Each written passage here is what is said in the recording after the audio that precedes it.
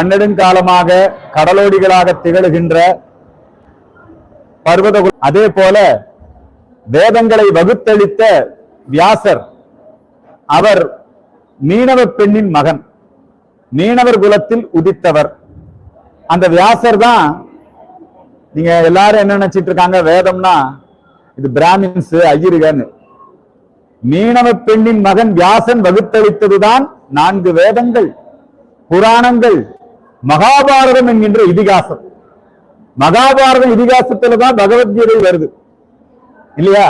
அப்ப இதெல்லாம் வியாசரால் அருளப்பட்டது.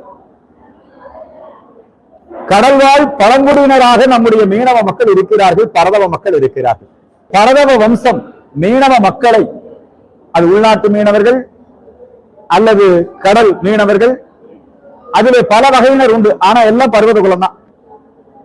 இவர்களை எல்லாம் பர்வத குலம் என்று அழைத்து அவர்களை கடல் வாழ் பழங்குடியினராக அறிவிக்க வேண்டும். இது ஒரு மிக முக்கியமான ஒரு தீர்மானமாக நாங்கள் இதை எடுத்து